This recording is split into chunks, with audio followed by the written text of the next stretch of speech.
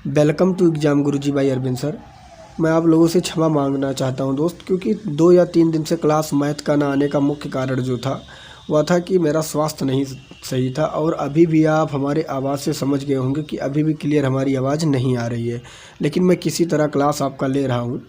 और ये मैथ के लगभग 20 प्रश्न हैं और आपको प्रैक्टिस डेली करते रहना है, क्योंकि अभी मैंने आपको वीडियो बनाकर भी बता दिया कि आपका पेपर जून में होने वाला है। और मैंने इसके पहले भी बताया था, जून में आपका एडमिट कार्ड डाउनलोड हो जाएगा। लास्ट जून तक या जुलाई के फर्स्ट सप्ताह तक आपका पेपर हो जाएगा। और ये वैकेंसी दिसंबर तक अगर आप मेहनत करेंगे तो आप वर्दी में होंगे।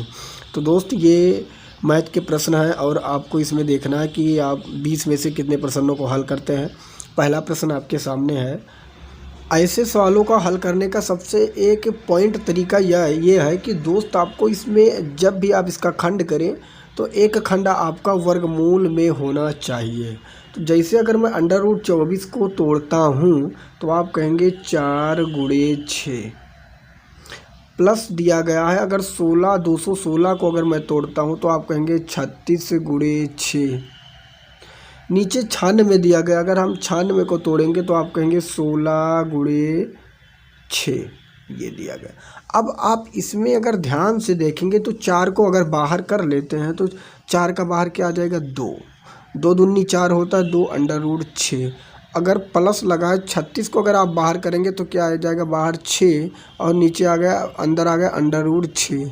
और फिर नीचे 16 दिया गया, अगर 16 को आप बाहर करेंगे तो बाहर आएगा 4 और नीचे आया √6। आपको पता होना चाहिए मेरे मित्र कि अगर सवाल में अगर अंदर का मान √6 या कुछ भी हो और बराबर होता है तो संख्याएं जुड़ जाती हैं। तो 6 2 कितना हुआ 8 √6 और नीचे 4 √6। तो √6 से √6 कट गया, 4 × 4 और 4 दूनी 8। तो कितना आया 2। इसका करेक्ट आंसर होगा जो कि ऑप्शन नंबर डी में दिया गया है। अगला प्रश्न आपके सामने, इसका उत्तर आपको देना है। अब ऐसे सवालों को करने के लिए इसमें पूछा गया सबसे बड़ा कौन है। तो जो यहाँ पे मान दिए गए हैं 3 2 6, इन सभी का आपको लासा ले लेना है। जब आप इन सभी का लासा लेंगे तो जो लासा आएगा इसका कितना आएगा 12 आएगा। अब 3 से अगर 12 को भाग देंगे तो 4 बार में जाएगा, 2 से 12 को भाग देंगे 6 बार में जाएगा, और 6 से 12 को भाग देंगे तो 2 बार में जाएगा। अब 6 को 4 बार लिखना है, 6 × 6 × 6 × 6। अब 5 को कितनी बार लिखना है, 5 को 6 बार लिखना है, 5 × 5 × 5 × 5 × 5 × 5। अब यहाँ पे लिखा गया है दोस्तों 12। 12 को कितनी बार लिखना है, कितना बार में आया 2 बार, तो 12 को 2 बार करेंगे। अब आप क्या देखेंगे कि इसमें सबसे बड़ा पूछा गया है, तो सबसे बड़ा अगर आप गुणा करेंगे तो जो मान होगा वह इसका आएगा। आप चेक कर सकते हैं गुणा करके। तो इसका जो करेक्ट आंसर होगा दोस्त वह हो जाएगा ऑप्शन नंबर बी। अगला प्रश्न आपके सामने है, इसका उत्तर आपको देना है कि क्या होगा। अब यहाँ पे आप देखेंगे कि 2 के पावर 250, 3 के पावर 150, 5 के पावर 100 और 4 के पावर 200 दिया गया है।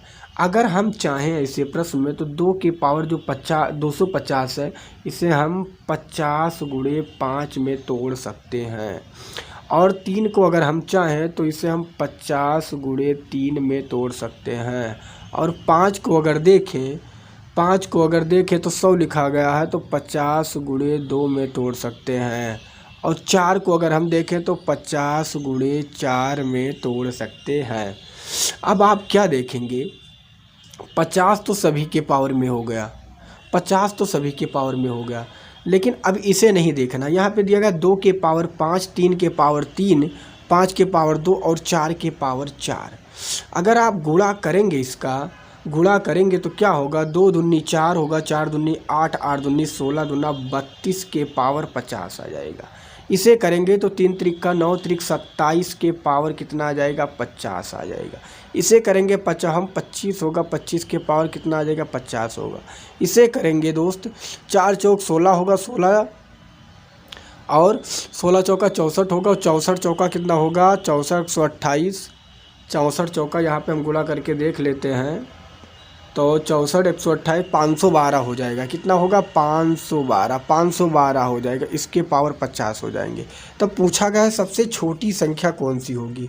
तो इसे देखने के बाद जो सबसे छोटी संख्या तुम्हें लगी होगी वह 25 के पावर 50 लगी है, जो किस संख्या से बनी है?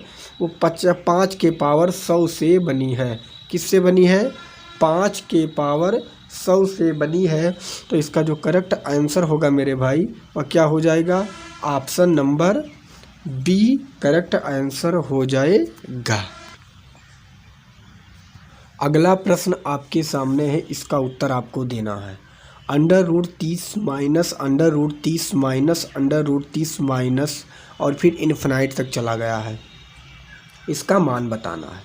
दोस्त, इसका अगर इस तरह सवाल दिया जाए तो इसका ऐसा गुणनखंड करना है जिसका अंतर कितना है? 1 आए।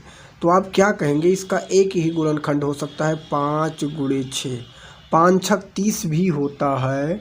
और इसका गुणनखंड अगर अंतर देखेंगे तो इसका अंतर भी 1 आता है। अगर सवाल में माइनस दिया गया है तो इसका उत्तर जो होगा वह छोटी वाली संख्या होगी। अगर सवाल में प्लस का मान दिया गया है तो इसका जो उत्तर होगा वह बड़ी वाली संख्या होगी। तो यहाँ दिया गया है माइनस, तो इसका जो उत्तर होगा छोटा वाला। तो ऑप्शन नंबर ये सही हो जाएगा 5। अगला प्रश्न आपके सामने, इसका उत्तर आपको देना है। क्या होगा? अब ऐसे सवालों को हल करने के लिए आपको पहले इसे तोड़ना होगा। यहाँ दिया गया है 1/6, तो हम 1/6 को 2 × 3 में तोड़ सकते हैं। फिर प्लस दिया गया है, हम 1/12 को 3 × 4 में तोड़ सकते हैं। हम 20 को 1/4 × 5 में तोड़ सकते हैं। इसी तरह हम क्या करेंगे दोस्तों, 30 को 5 × 6 में और 42 को 6 × 7 में और 56 को 7 × 8 में तोड़ देंगे। इस तरह तोड़ने के बाद अगर इन सभी का अंतर, देखिए अंतर यहाँ 1 है, यहाँ अंतर 1 ऊपर लिखा है, तो कुछ भी करने की ज़रूरत नहीं। आगे के संख्या उठाओ 1/2 और पीछे के उठाओ 1/8, इन्हें माइनस कर दो, आपका उत्तर आपके सामने होगा। तो 2 और 8 का लासा लेंगे 8 होगा। 2 से 8 को काटेंगे 4 बार में, 4 एकम 4 होगा। 8 से काटेंगे 8 एकम 8 और 4 से 1 निकालेंगे आएगा 3 और नीचे आया 8। 3/8 इसका करेक्ट आंसर होगा, जो कि ऑप्शन नंबर आपके सामने बी में दिया गया है। अगला प्रश्न आपके सामने है, इसका उत्तर आपको देना है। यदि 2 अंकों का योग 15 है और अंतर 3 है तो अंक क्या होंगे? अब आपको ऐसे सवालों को बताने की ज़रूरत भी नहीं है। 2 अंकों का योग जोड़ेंगे 15 आना चाहिए। यहाँ 15 आ रहा, यहाँ 15 आ रहा, यहाँ 15 आ रहा है। लेकिन अगर अंतर 3 आ जाए, इसका अंतर क्या 3 आता है, इसका अंतर 1 आता है, इसका अंतर 5 आता है, इसका अंतर अगर देखेंगे 9 आता है, लेकिन इसका अंतर कितना आता है? 3 आता है। 9 से 6 निकालेंगे 3, तो correct answer option number B सही हो जाएगा। कभी कभी इजी प्रश्न भी पूछ लिए जाते हैं लेकिन दिमाग नहीं लगता, तो 1 2 3 4 क्वेश्चन इजी भी दोस्त आते हैं हर पेपर में।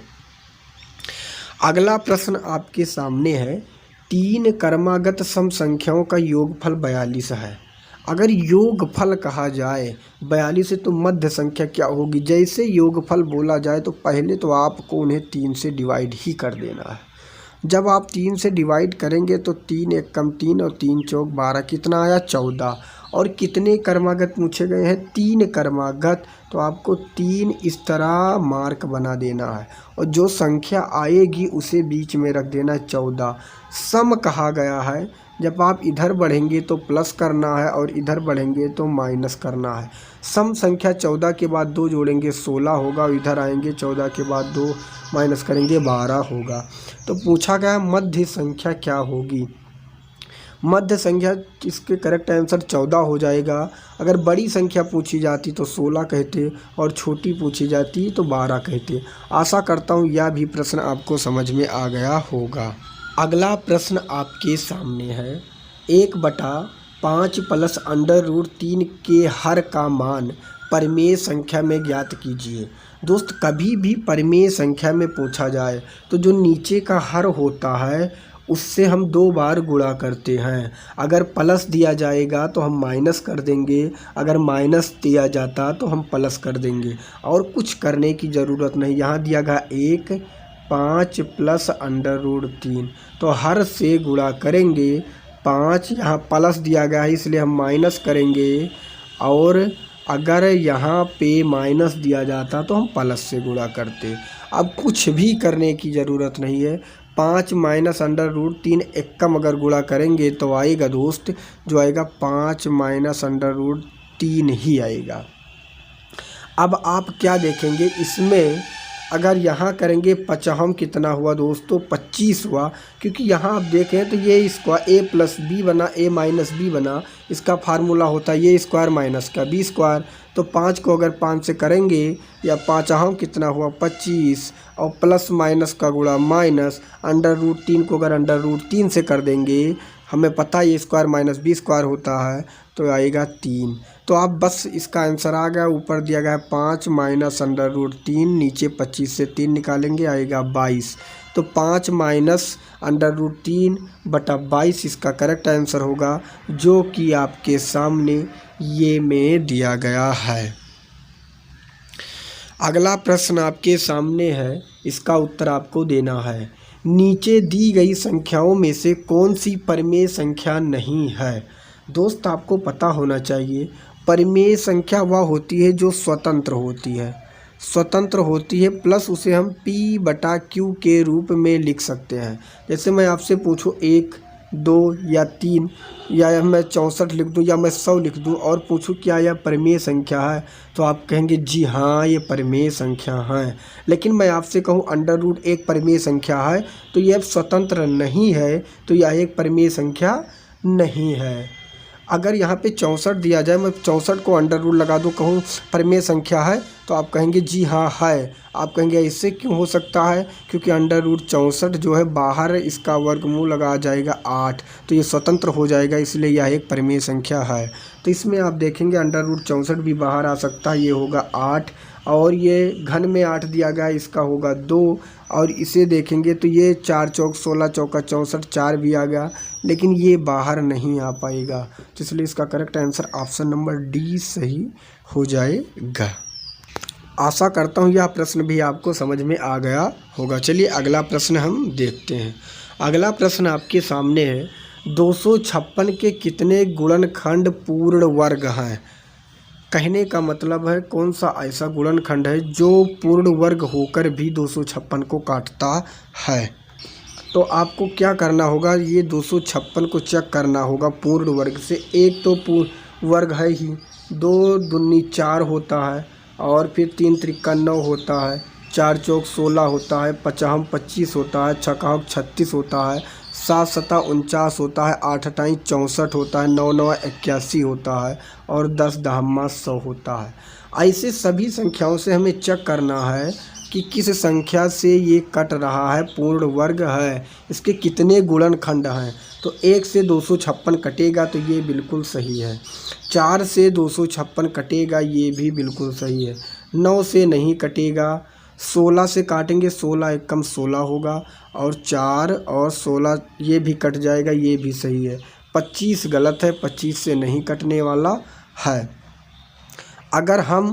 अगर दोस्तों अगर हम 36 से काटें इसे, तो क्या 36 से कटेगा? 36 दूना 72 144 होगा, 6 36 छत्ने और 18 और 19 20 21 होगा। 36 से भी नहीं कटेगा, 49 से भी नहीं कटेगा। अगर हम 64 से काटें तो ये 64 से भी कट जाएगा। 64 से 81 से अगर हम काटना चाहें, 81 से भी ये नहीं कटेगा। 100 से भी नहीं कटेगा, 121 होता है, इससे भी नहीं कटेगा। 12 बरे यहाँ 144 होता है, तो क्या इससे कटेगा? इससे भी नहीं कटेगा, इससे भी। और 13 तरह यहाँ 169 होता है, इससे भी नहीं कटेगा। और 14 14 यहाँ 156 होता है, नहीं कटेगा। अगर हम 15 से देखेंगे, 15 15 यहाँ 225 होता है, इससे भी 225 होता है, इससे भी नहीं कटेगा। 16 16 यहाँ 256 होता है, इससे भी कट जाएगा। तो इससे 1 2 3 4 और 4 के बाद 1 दिया गया है 5, तो ये कितने गुणनखंड से कटेंगे? ये कुल ऑल ओवर 5 गुणनखंड से पूर्ण वर्ग से कट जाएंगे। ऐसे सवाल अगर पूछा जाए तो आपको थोड़ा दिमाग लगाना है। जो संख्या दी गई है वहाँ तक लगभग गुणा करते उसके 1 या 2 अंक तक आगे तक जाना है, फिर आपको पता चल जाएगा कि ये कितने संख्याएं से कट रहे हैं। अगला प्रश्न आपके सामने है। इसका उत्तर मैंने आपको बता दिया था कि √30 √30 प्लस में दिया गया है तो इसका ऐसा गुणनखंड करना है जिसका अंतर 1 आए। तो आप कहेंगे 5 छक 30। अगर प्लस में दिया गया है तो प्लस वाली संख्या और ज़्यादा वाली संख्या इसका उत्तर होगा। अगर माइनस में दिया गया है तो जो छोटी संख्याएं देंगे वो उसका उत्तर होगा। तो यहाँ प्लस दिया गया है तो बड़ी वाली संख्या इसका उत्तर हो जाएगा, जो कि ऑप्शन नंबर सी में दिया गया है √6। अगला प्रश्न आपके सामने, इसका उत्तर आपको देना है 729 के कितने गुणनखंड पूर्ण वर्ग हैं? तो ऐसे सवालों को हम हल करने के लिए 729 को अगर हम चेक करें तो 3 से काटें, 3 दूनी 6, 3 चौक 12, 3 त्रिक्का 9 और फिर 3 अट्ठे 24, 3 एकम 3, फिर 3 से काटेंगे, 3 दूनी 6 और 2 3 सत्ते 21, फिर 3 से कटेगा 3 नवा 27 और फिर 3 से कटेगा 3 त्रिक्का 9, फिर 3 से कटेगा 3 एकम 3। तो 1 खंड बना, 2 खंड बना और एक 3 खंड बना। तो 3 गुणे 3 गुणे 3। तो इसके जो पूर्ण वर्ग हैं दोस्तों किससे कट रहे हैं? कितने खंड बने आप देखेंगे, 1 खंड 2 खंड 3 खंड। पूछा गया कितने खंड पूर्ण वर्ग हैं, तो 3 खंड इसके पूर्ण वर्ग हैं, जो कि ऑप्शन नंबर सी में दिया गया है। अगला प्रश्न आपके सामने है। इसका उत्तर आपको देना है 2 अंकों की संख्या के अंकों का योगफल 5 है। जब अंक उलट दिए जाते हैं तो संख्या 9 कम हो जाती है, तो परिवर्तित संख्या क्या होगी? अब आप इसे भी देखेंगे जोड़कर तो ये भी 5 बन रहा है, इसे जोड़ेंगे तो ये भी 5 बन रहा है, इसे जोड़ेंगे तो ये भी 5 बन रहा है ऑप्शन से, इसे जोड़ेंगे तो ये भी 5 बन रहा है। लेकिन अब हमें क्या देखना है, लेकिन उसको अगर पलट दिया जाए उन संख्या को तो उसका अंतर कितना होगा? उसके अंतर संख्या से 9 कम हो जाता है। तो अगर मैं 32 लिखा गया है, इसे मैं पलट दूँ 23 लिख दूँ और इसका अंतर कितना होना चाहिए? 9 कम हो जाना चाहिए। तो 12 से 3 निकालेंगे 9 आ गया, तो यही इसका करेक्ट आंसर हो जाएगा। 9 भी कम हो गया, जो कि ऑप्शन नंबर ए में दिया गया है। अगर आप इसे अभी चेक करेंगे, 23 को जैसे 32 से माइनस करेंगे, 23 को आप जैसे 32 से आप माइनस करेंगे तो दोस्तों 32 तो यहाँ तो होगा, लेकिन अब आप क्या देखेंगे, जो अंतर आएगा वो आएगा 9, लेकिन जो आएगा वो किस में आएगा? माइनस में आएगा। इसलिए इसका करेक्ट आंसर नहीं होगा बी, इसलिए इसका करेक्ट आंसर ऑप्शन नंबर ये सही हो जाएगा। अगला प्रश्न आपके सामने, इसका उत्तर आपको देना है 37 28 454 में 7 के अंकित मान और स्थानीय मान का योग का गणना कीजिए। दोस्त ऐसे सवालों को यहाँ दिया गया है 37 28 456, 7 का स्थानीय मान 7 गुणे करेंगे। और यह आपको मैं ट्रिक बता दूं दोस्त, 7 के बाद आगे देखेंगे कितनी संख्या लिखेंगे, 1 2 3 4 5, तो 5 0 लगा देना है, 5 0 लगाएंगे। और जब आपसे पूछा जाए स्थानीय मान, ये हो गया स्थानीय मान कितना आया, 1 2 3 4 5। और जब जातीय मान या अंकित मान पूछा जाए तो जो संख्या दी जाती है वही संख्या को हम अंकित मान या जातीय मान कहते हैं। तो उस संख्या को लिख लेंगे। पूछा गया है योग की गणना जोड़ लेंगे, तो दोस्तों ये आ जाएगा इसका मान, ये जो कि ऑप्शन नंबर ये में दिया गया है, ये इसका करेक्ट आंसर हो जाएगा। अगला प्रश्न आपके सामने, इसका उत्तर आपको देना है 1 से 10 तक की संख्याओं के वर्गों के योगफल की गणना कीजिए। किसी भी संख्याओं के वर्गों का अगर योग पूछा जाए तो उसका जो फार्मूला होता है वह होता है n + 1 2n + 1 और 22 और n वही संख्या दी जाएगी जो अंत में मान दिया जाएगा। कितना दिया गया? 10, तो n के स्थान पर हम 10 लिखेंगे और यहाँ 10 + 1 करेंगे तो कितना होगा? 11 11 लिखेंगे। फिर यहाँ 10 रखेंगे तो 10 दूना 20 होगा, 20 से कितना हो जाएगा 21 लिखेंगे और नीचे 6। अब इसे काट देंगे, 3 सत्ते 21, 3 दूनी 6, 2 से काटेंगे 2 पंचे 10। अब 11 पचे कितना हुआ 55, और 55 को 7 से गुणा करेंगे, 7 पचे 35, 7 पचे 35, 36 37 38, 385 आया, जो कि ऑप्शन नंबर सी में दिया गया है। अगला प्रश्न आपके सामने है, इसका उत्तर आपको देना है 2 के पावर 8 गुणे 3 के पावर 2 गुणे 5 के पावर 3 गुणे 7 के पावर 5 के कितने गुणक सम संख्याएं हैं। अब ऐसे सवालों को आपको क्या करना है, जो ऊपर पावर दिया गया है, जो ऊपर पावर दिया गया है उसमें +1 करके गुणा करना है। तो जैसे 8 दिया गया है, +1 करेंगे तो 8 में 1 गुण +1 करेंगे 9 होगा, 2 में +1 करेंगे 3 होगा, 3 में +1 करेंगे 4 होगा, और 5 में +1 करेंगे 6 होगा। अब इसे पहले लिख लेना है, और फिर इसमें आपको क्या करना है, एक पूरी संख्याएं के बाद अब सम को आपको छोड़कर फिर से सबको गुणा करना है। तो 2 में फिर 1 करेंगे 3 होगा, और 3 में 1 जोड़ेंगे तो कितना होगा 4 होगा सम संख्याएं को छोड़कर, और 5 में 1 जोड़ेंगे तो कितना होगा 6 होगा। बस आपको गुणा करना है इन संख्याओं को। जैसे आप इन संख्याओं को गुणा करेंगे, 9 त्रिक कितना हुआ 27, और 27 चौका आपको देखना है 27 गुणे 4, 4 सत्ते 28, और 4 दूनी 8, 9 10 कितना हुआ 108। फिर 108 को 6 से करना है तो 6 8 48, 6 0 0 4, 6 कम 6 कितना है 648। फिर 3 चौक 12 और 12 छक कितना हुआ 72। यही माइनस कर देना है इन दोनों का अंतर, आपका सम संख्याएं आ जाएंगी। तो 8 से 2 निकालेंगे 6 बचेगा, 14 से 7 निकालेंगे 7 और नीचे 5, तो अंतर करेंगे तो 576 होगा, जो कि ऑप्शन नंबर सी में दिया गया है। सी इसका करेक्ट आंसर हो जाएगा। अगला प्रश्न आपके सामने है, इसका उत्तर आपको देना है। अब दोस्तों यहाँ पूछा गया है 2 की पावर 9 गुणे 3 की पावर 5 गुणे 5 की पावर 4 गुणे 7 की पावर 6 के कितने गुणनखंड विषम संख्या में है। जब विषम में पूछा जाए तब बिल्कुल ईजी है, क्या करना है आपको कि जो सम वाली संख्या हो उसे हम छोड़ देंगे, और जो विषम वाली संख्या होंगी उसके पावर जो होंगी उस पर केवल 1 बढ़ाकर गुणा कर देंगे। 5 दिया गया है 6 करेंगे, 4 दिया गया है 5 करेंगे, 6 दिया गया है 7 कर देंगे। 6 पंचे 30 हुआ, 30 को 7 से करेंगे 210 आया। 210 इसकी संख्याएं होंगी, जो कि correct answer option number C में दिया गया है। लेकिन अगर विषम पूछे दोस्तों, विषम ना पूछकर सम पूछा जाता तो हम सभी को पहले गुणा करते और फिर विषम को गुणा करने के बाद माइनस करते, तब सम संख्याएं आती। लेकिन विषम में क्या करना है, सम की संख्याओं को छोड़कर और एक एक बढ़ाकर गुणा कर देना है, आपका आंसर आपके सामने हो जाएगा। तो दोस्तों आशा करता हूँ यह वीडियो आपको पसंद आया होगा।